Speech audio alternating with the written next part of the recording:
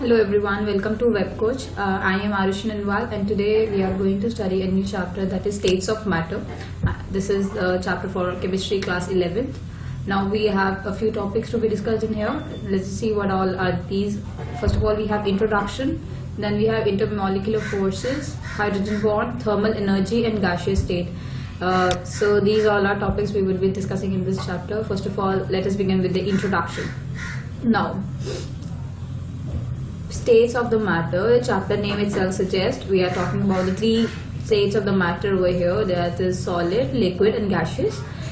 Then how it is important in our in our day-to-day life, or not even day-to-day life, what contribution does it make to the chemical systems and chemical species. All this we are going to study in this chapter.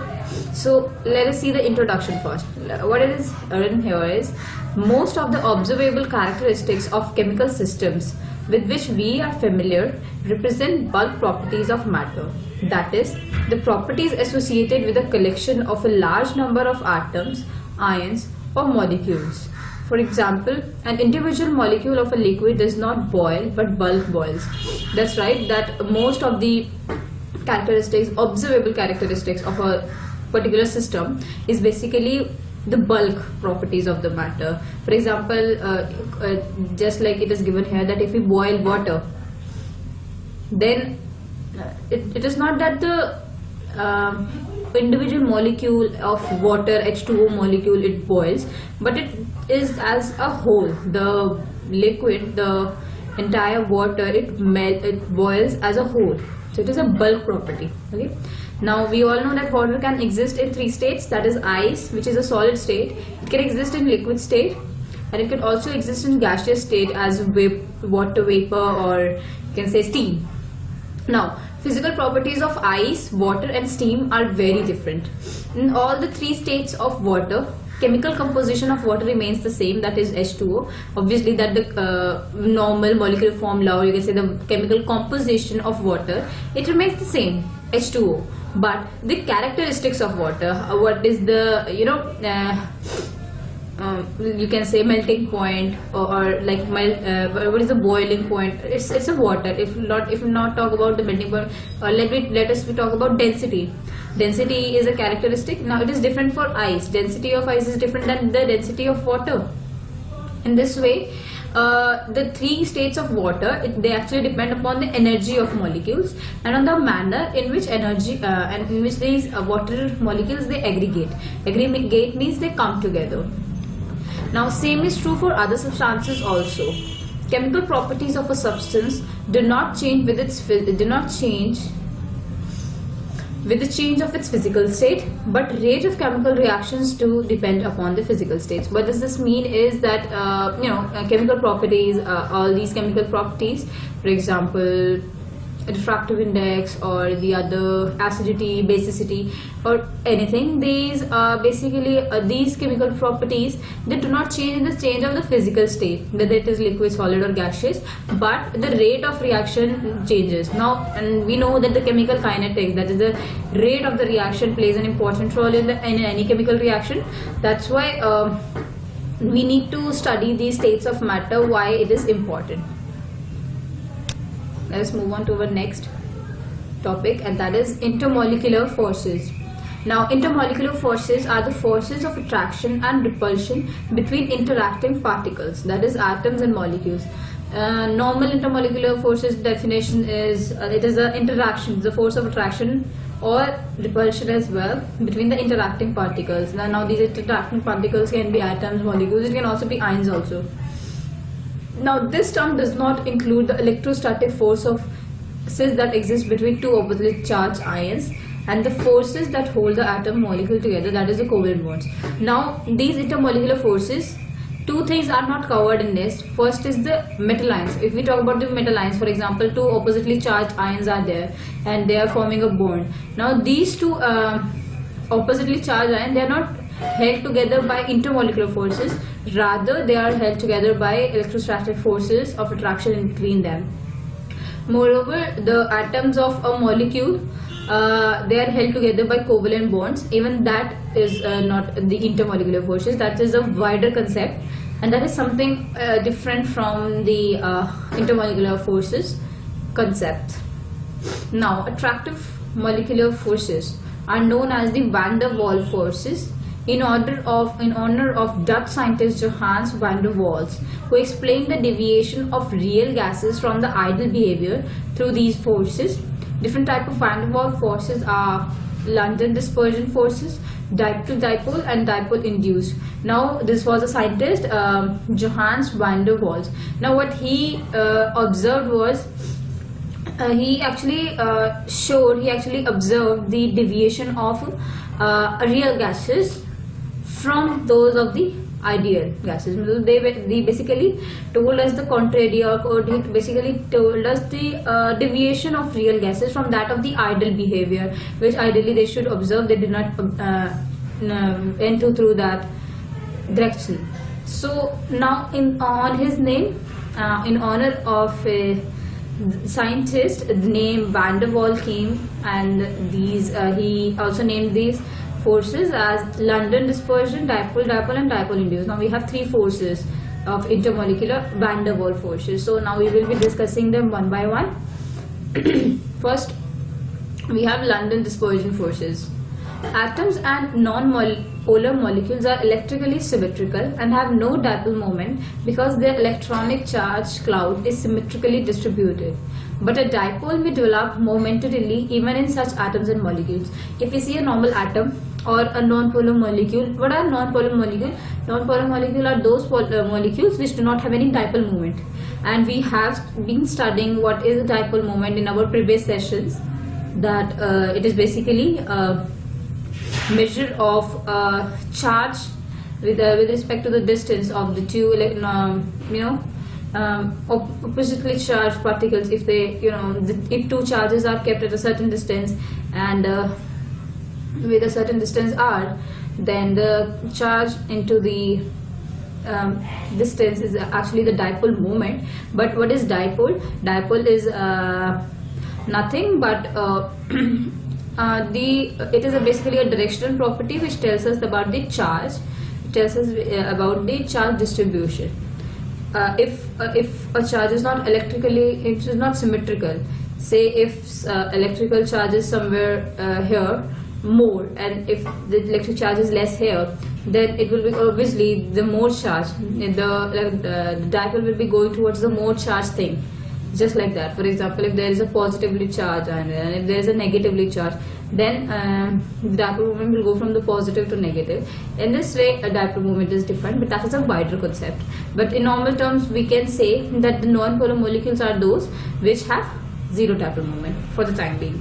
Now, why do they do not have any dipole moment? This is because their electronic charge cloud is symmetrically distributed. We all know atoms, how a symmetrical charge distribution is taking place in atoms. So, but a dipole can be developed momentarily even in such atoms and molecules. How? We will be studying that. Now, this force of attraction was first proposed by German physicist Fritz London. And for this reason, force of attraction between two temporarily dipoles is known as London force. Now another name for this force is dispersion force also. These forces are also very attractive, and the interaction energy is inversely proportional to the sixth power of the distance between the two interacting particles. That is 1 by r raised to power 6, where r is the distance between the two particles. So Fritz London was the person who actually came up with the idea and who actually told us about this force of attraction, and in his name London dispersion forces comes in account. Let us see the mechanism, or let us see how it works. Now here we have two atoms, and these two atoms are dipoles. But let's just see how did this happen. See, suppose we have two atoms A and B. So we have two atoms A and B which are placed in closed vicinity of each other. Momentarily, electronic charge distribution in one of the atoms, say A, becomes unsymmetrical. That is, the electron charge cloud is more on one side than the other. this results in the development of instantaneous dipole on the atom A for short time. Now this instantaneous or transient dipole distorts the electron density of other atom B, which is close to it, and as a consequence, dipole is induced in the atom B. The temporary dipoles of atom A and B attract each other.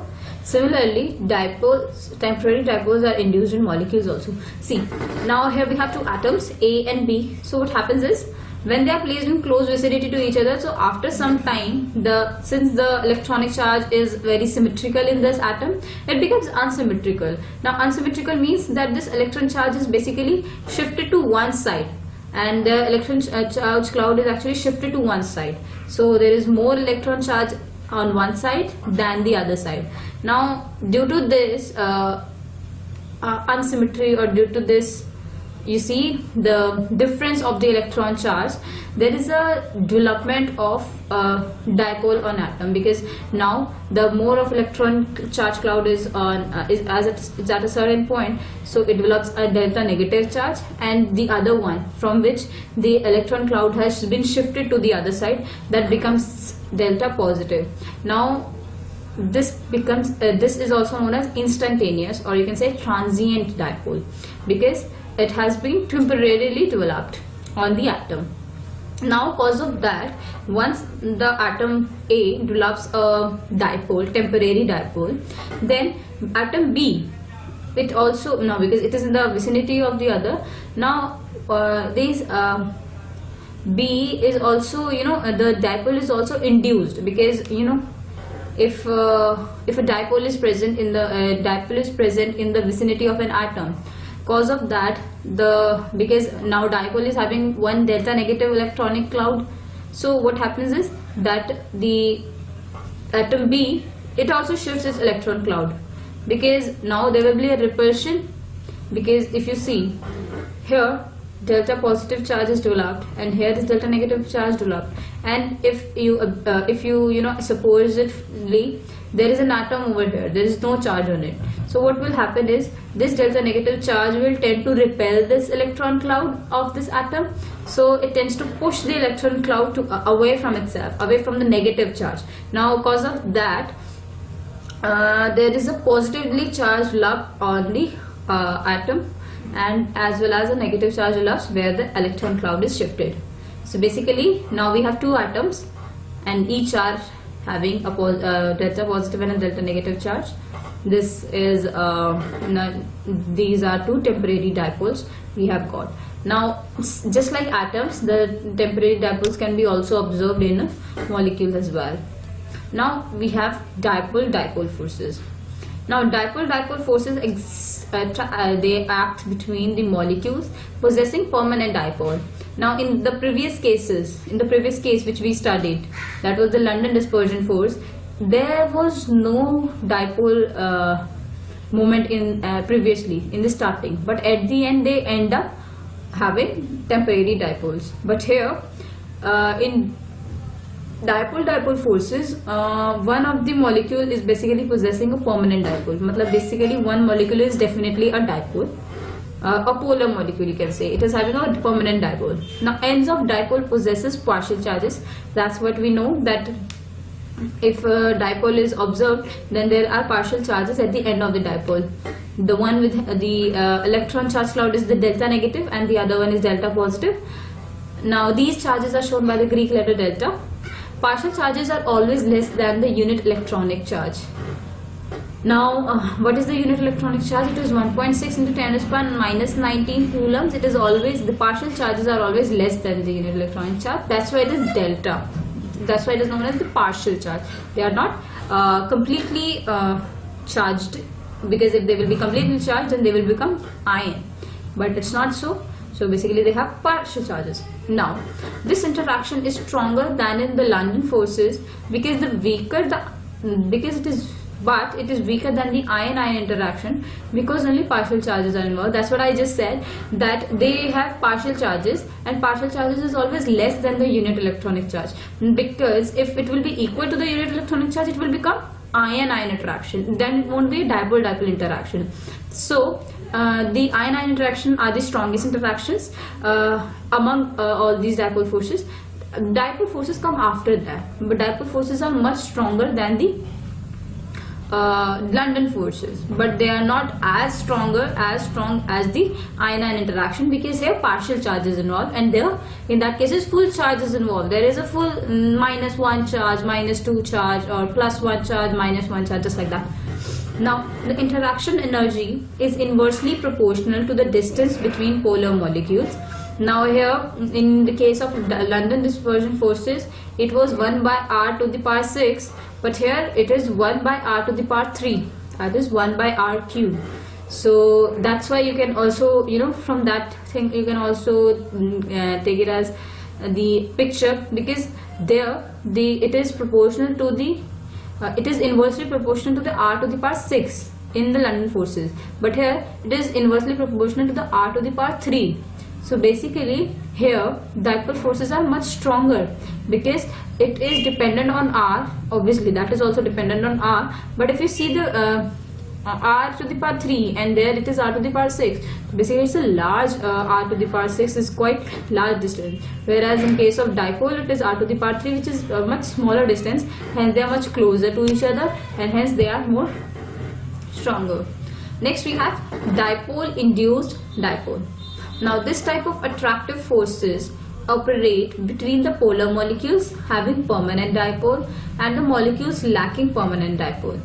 Permanent dipole of polar molecule induces dipole on the electrically neutral molecule by deforming its electronic cloud. Thus an induced dipole is developed on the other molecule. In this case also, the interaction energy is inversely proportional to the r, that is 1 by r to the power 6, where r is the distance between two molecules. Induced dipole moment depends upon the dipole moment present in the permanent dipole and the polarizability of the electrically neutral molecule. So what happens basically in dipole induced dipole is that there is a one permanent dipole and the other one is an electrically neutral atom, or you can say with an atom with zero dipole or a non-polar atom. Okay? So now because of this dipole, because it is a dipole, it will tend to repel the electron cloud of this electrically neutral atom away from itself. It will and the positive charge, if you see the positive charge, partial positive charge of the dipole, it will tend to attract the electron cloud of the electrical neutral atom. Whatever is the way, it tends to form a dipole, or it tends to induce a dipole in the electrically neutral atom. That dipole, that permanent dipole, is actually now inducing dipole on the electrical neutral atom by deforming its electron cloud. Deforming as in it is splitting its electron cloud, it's basically shifting the electronic cloud. Now this induced developed, now because of that the induced dipole is actually developed on the other molecule, and the other molecule also becomes a dipole. So basically we have dipole induced dipole. It is much clearer by this picture. If you see over here, there is a permanent dipole, a polar molecule, that is A, B. There is a delta positive and a delta negative charge, and this is a non-polar molecule, right? Now this permanent dipole molecule, it tends to deform the electronic charge of this atom, and it makes a delta positive and a delta negative charge on this electrical neutral atom as well, and in this way dipole induced dipole interaction, these takes place. Now hydrogen bonding. Okay, it is a special case of dipole-dipole interaction. See, these hydrogen bonding, or the hydrogen bond which we have studied from like very old times, very times also, it is basically an example of a dipole-dipole interaction, but because it is a very strong bond, because dipole-dipole interaction are not much stronger, but hydrogen bonding, they are very strong. These hydrogen bonds are very strong intermolecular forces. Now because of that they are actually kept as a separate category, and they are not actually kept in the place of dipole-dipole interaction. Basically it is a special case of dipole-dipole interaction. Now it is found in the molecules in which highly polar NH, OH or HF bonds are present. Although hydrogen bond is regarded as being limited to nitrogen, oxygen and fluorine, but some species such as chlorine may also participate in hydrogen bonding. If you see the diagram over here, how hydrogen bond is represented, it is represented in the form of a dotted bond, and it is formed between a hydrogen atom and an electronegative atom. Now most electronegative atom in the periodic table are basically fluorine, oxygen and nitrogen, but hydrogen bonding can also be shown in chlorine as well. Now energy of hydrogen bond varies between 10 to 100 kilojoules per mole. So basically this hydrogen bond, the energy is very high. It is somewhere around 10 to 100 kilojoules per mole. Now it is very large energy, so the hydrogen bonds are very difficult to break. They have very powerful force. So they are basically a powerful force in determining the structure and the properties of many compounds such as proteins and nucleic acids. Now strength of the hydrogen bond is determined by the Coulombic interaction between the lone pair electrons of the electronegative atom of the molecule and the hydrogen atom of the other molecule. So how a strength of a hydrogen bond is determined? It is determined by the Coulombic force between the lone pair electrons on the electronegative atom and the hydrogen atom. Basically, if we see here HCl and HCl, they are forming a hydrogen bond. This dotted bond show hydrogen bond. Now the lone pairs present on this on this chlorine atom of one molecule and the hydrogen atom of the other molecule, the Coulombic force in between these is basically how we can calculate the strength of hydrogen bond. Next we have repulsive forces. Now till what we know, intermolecular forces are not only the attractive forces as well as they are also the repulsive forces as well. So now we have talked about the attractive forces. Let's talk about repulsive forces as well. Now molecules also exert repulsive forces on one another. That's obviously possible. Now when two molecules are brought in close contact with each other, the repulsion between the electron clouds and that between the nuclei of two atoms of two molecules comes into play. Magnitude of the repulsion rises very rapidly as the distance separating the molecules decreases. This is the reason that the solids and liquids are hard to compress. In these states, molecules are already in close contact. Therefore, they resist further compression, as that would result in the increased repulsive interactions. So how it is said that now molecules also exert repulsive forces. That's right, because when two molecules, they are brought in contact with each other, and when this distance between separating these two molecules is reduced. Now when the distance is reduced, we have nuclei in each molecule. Now these nuclei, they start repelling each other, because now the repulsion becomes increasing between the nuclei of the two molecules, and not only nuclei but the electron cloud of the two molecules, they also start repelling to each other. Now this magnitude of repulsion, it rises rapidly as the distance reduces.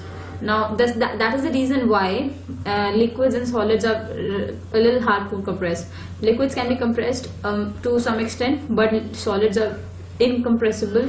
They cannot be compressed. This is why, because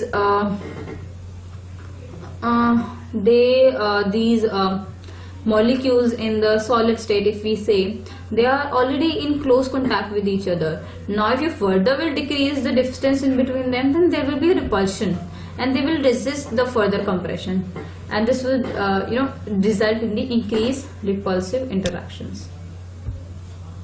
Next we have thermal energy. Thermal energy is the energy of a body arising from the motion of its atom and is directly proportional to the temperature of substance. It is the measure of average kinetic energy of the particles of the matter and is thus responsible for the movement of particles. This movement of particles is called thermal motion. Thermal energy is the energy of a body arising from the motion of atom. Basically, when atoms or molecules in a body or in a they move from one place to another, energy which is coming with the energy which arises is basically known as the thermal energy. Now this energy is directly proportional to the temperature of substance. Now why this is directly proportional to the temperature is because, see, if we heat a system, if we heat a body, then the atoms or molecules present in that system, they start vibrating, or if not vibrating, they start moving very fast. Now thermal energy is basically developed from the motion of atoms or molecules. Now these atoms will move very faster, or they will start vibrating more faster, then the thermal energy will be increased. Now it is also the measure of average kinetic energy of the particle of matter, and is thus responsible for the movement of particle. Now obviously the kinetic energy is basically the movement, the kinetic, that is the rate of the movement of the atoms or molecules. So basically thermal energy is the measure of kinetic energy, and it is also responsible for the movement of particles. Now this movement particles is known as thermal motion. Now the energy associated with is known as thermal energy. So in simple terms we can say the movement of particle is known as thermal motion, and the energy associated with the movement of these particles is basically the thermal energy. Next we have the another thing is that the intermolecular forces tend to keep molecules together, but the thermal energy of the molecules tend to keep them apart. Now these two things are quite contrary to each other. That is what defined over here is that these intermolecular forces, they tend to keep molecules together because they are attractive forces. They tend to keep these molecules together. But in case of thermal energy, the molecules, they keep on they tend to get apart from each other. Now three states of matter are the result of balance between the intermolecular forces and the thermal energy of molecules. Now how these three states of matter they arise? They are basically result of the balance between the thermal energy and the intermolecular forces. That balance, it leads to the formation of three states, that is a solid, liquid and gaseous. How? Because if we see that when molecular interactions are very weak, the molecules do not cling together to make liquid or solid unless thermal energy is reduced by lowering the temperature. Now this is an important concept. What is saying over here is that when the molecular interactions are very weak, say the interaction in between the molecules of a particular system, of a particular matter, they are very weak. Now they do not cling together, basically they do not attract each other, or they do not aggregate together, or they do not be together to make a liquid or solid. But they do not, because obviously solid have these molecules which are very closely packed to each other. Even the liquids, the distance is not much farther away between the molecules. Now these the thermal energy this is reduced, but this is only if the molecular interactions is weak. If the molecular interactions is weak, then the molecules, they won't be getting closer to each other, and solids and liquids won't form unless the thermal energy is reduced by lowering the temperature. Now, okay, molecular forces interactions are very weak, that's right. But now, if you reduce the thermal energy, now if we will reduce the thermal energy, then because thermal energy is associated with the motion of particles, the motion of these particles, it will be reduced. Now, if the motion of these particles of these molecules will reduce, they would somehow they will get closer to each other and they will be forming solids or liquids. But how thermal energy can be reduced? It can be reduced by reducing the temperature, because we know that thermal energy is directly proportional to the temperature of the substance. So if we reduce the temperature, thermal energy will be reduced. Now gases do not liquefy on compression only, although molecules come very close to each other and intermolecular forces operate to maximum. However, when the thermal energy of molecule is reduced by lowering the temperature, gases can be easily liquefied.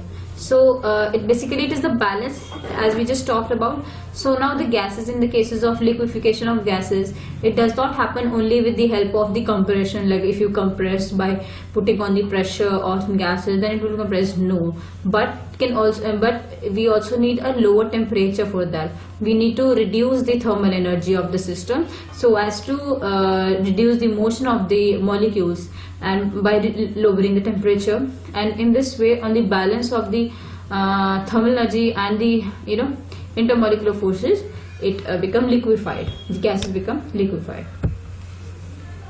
Gaseous state. Now we have talked about solid state, in which we discussed solids, and liquid state, in which we discussed various things, forces of attraction the molecules are holding in between. In the solid states we basically discussed. So now we will be discussing gaseous state. We have a certain properties or certain characteristics of gaseous state over here. The first, gases are highly compressible, so they can be easily compressed. This is why this is so, because if the distance between the molecules of gases, it's very large, so they have a lot of space in between. So if you tend to squeeze them or tend to compress them, then these intermolecular distance, they reduce and they can be easily compressed. Gases exert pressure equally in all directions. So if a gas is kept in a container, so it means that it exerts pressure equal in all directions. Obviously, if it does not exert pressure in equal directions, then only then the shape of the container is maintained. Because you see, if there is a container and there is a gas kept in it, right? Now if you keep it for some time and then you see again, do you see a change and any change in the shape of the container? No. This is why, because the gases, they exert equal pressure in all directions. So basically these gases kept in the container, they exert pressure equal on the container, so that the container is not deformed from any way. So if it had not been the case, if let for example say that gases that do not exerted pressure equal, so what would have happened in that case? The container would have been experiencing more pressure at certain position and less pressure at certain positions, so it would have been deformed. That is the main concept behind the equal pressure in all directions, gases exerting equal pressure in all directions.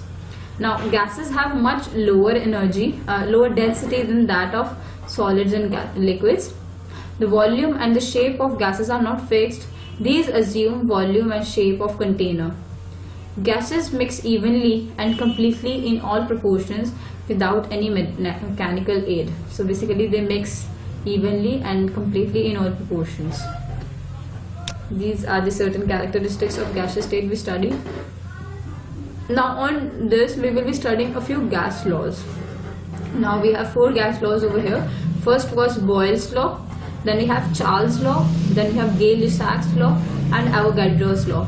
All these gas laws we will be studying, and we will be seeing the properties of the gases on the basis of these laws. So first we have Boyle's law. What it stated was that at constant temperature, the pressure of a fixed amount, that is the number of moles N of a gas, varies inversely with its volume. This is known as Boyle's law. Mathematically, it can be written as P is directly proportional to 1 by V, or you can say P is inversely proportional to V. So because so it means that at constant temperature and of a fixed amount of gas, let us, or you can say at a constant temperature and constant number of moles, the pressure is inversely proportional to the volume. P is directly proportional to 1 by V, which can be written as P is equal to K by V, where K is some constant.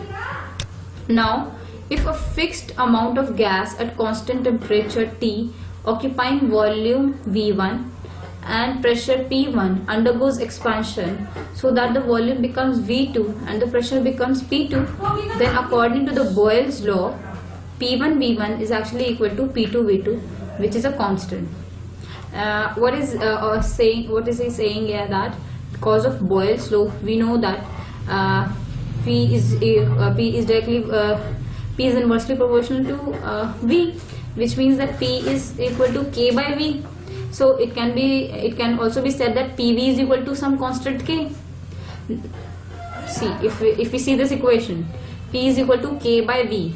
So if we move V here, then it becomes PV is equal to K, and K is some constant.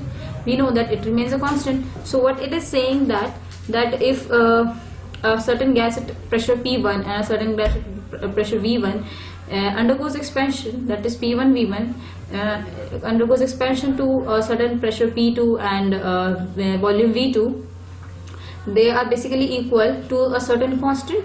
So hence P1 V1 is actually equal to P2 V2. Now by definition, density D is related to mass and volume V by relation D is equal to M by V. You know, density is equal to mass by volume. So if we put the value of volume in this equation, now if this is the equation P is equal to K by V, if we put the value of volume as D by M in this, so this shows that at constant temperature, pressure is directly proportional to the density of a fixed mass of gas. So if we put the value of volume in the above expression, what we will be getting is that the density is equal to mass by K1P is equal to K dash P, which means density is equal to K dash P, or we can also say that the density is directly proportional to P, because K dash is a constant over here. Now if we see here,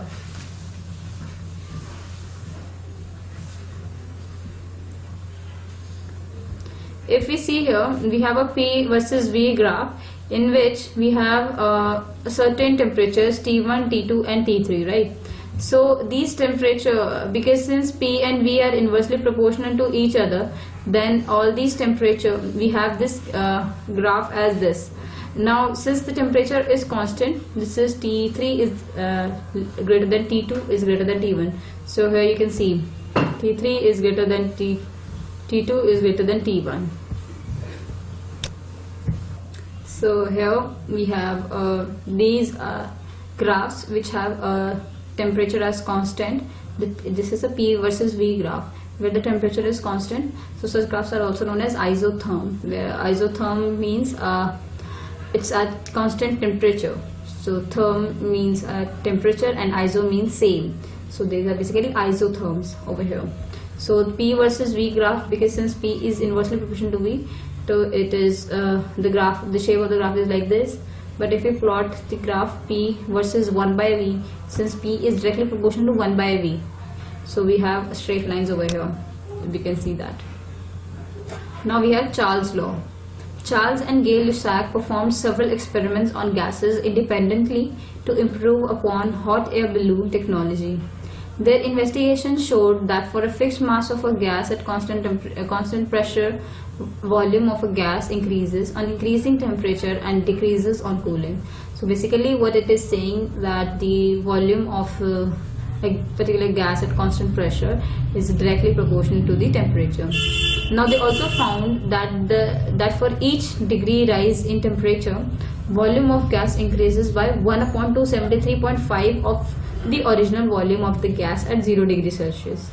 Thus, if the volume of the gases at 0 degrees Celsius and at T degrees Celsius are V0 and Vt respectively, then the equation becomes like this: Vt is equal to V0 plus V0 T upon 273.5, because if with each rise in a degree, the volume of gas it basically increases with 1 by 273 of that of the temperature.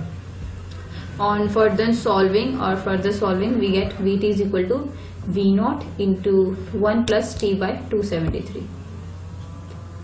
Or if we can write in the simple form, we can simply say that volume is directly proportional to the temperature. So we can write it as V1 upon T1 is actually equal to V2 upon T2, or V2 upon V1 is actually equal to T2 upon T1, or V1 T2 is equal to V2 T1. You can arrange and you can get it.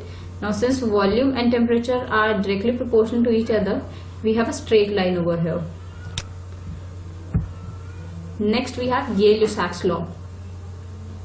Now that was the Charles law. Now we will be studying Gay-Lussac's law.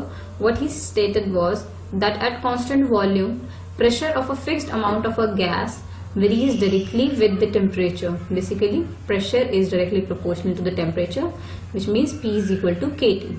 Now this relationship can be derived from Boyle's law and Charles' law. Pressure versus temperature Kelvin graph at constant volume is called isocode. Now Boyle's law and Charles' law, what does they state? Boyle's law states that P is inversely proportional to V, or you can say, and P is inversely proportional to V, and Charles' law stated that V is inversely proportional to T. So it is like V is directly proportional to T. That's right. So you can get from that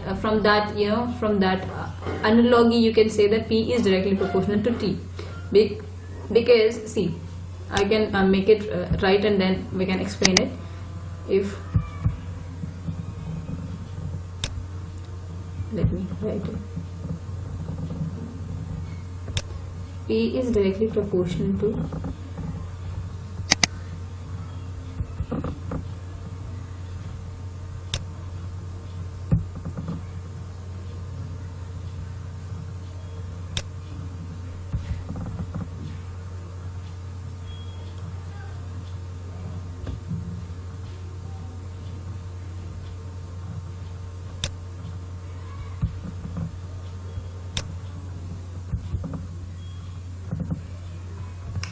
we have P is directly proportional to 1 by V, right?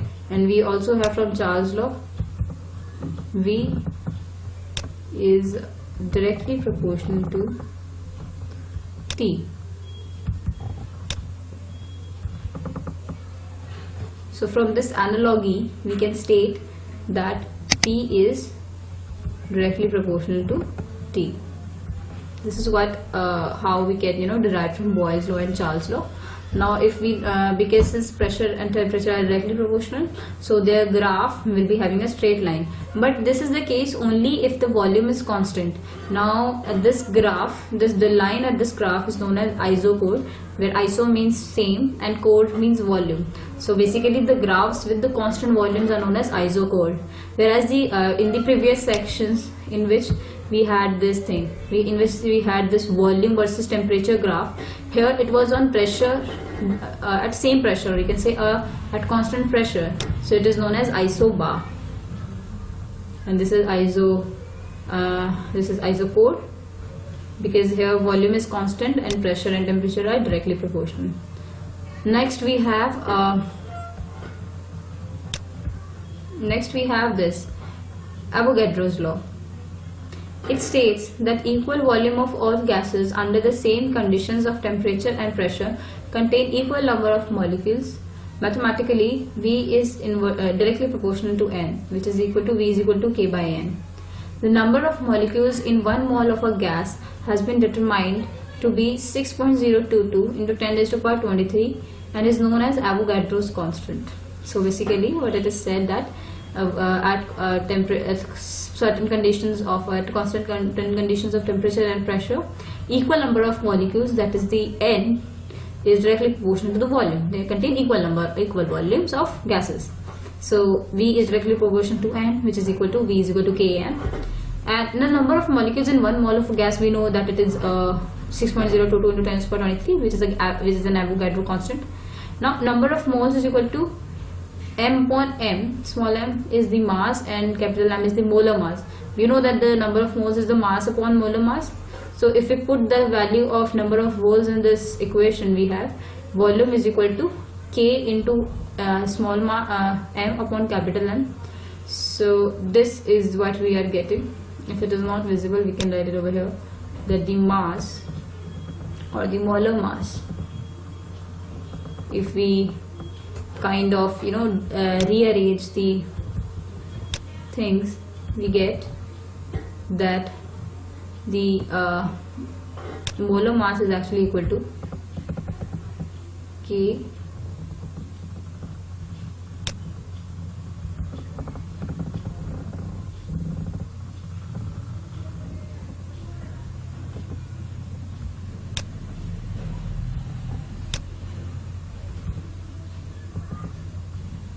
Now since we have molar mass is equal to K M upon V on rearranging, and we know mass upon volume is actually equal to density, so we can write it as volume can be molar mass can actually be written as K into D.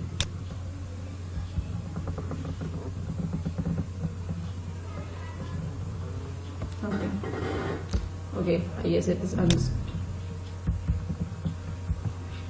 So it is K into D.